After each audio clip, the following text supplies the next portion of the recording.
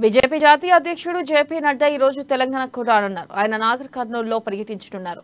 ఈ tour schedule వివరాలను party రాష్ట్ర శాఖ హైకమాండ్ కు పంపించింది. ఈ రోజు మధ్యాహ్నం 12:45 నడ్డా శంషాబాద్ ఎయిర్పోర్ట్ కు చేరుకోనున్నారు.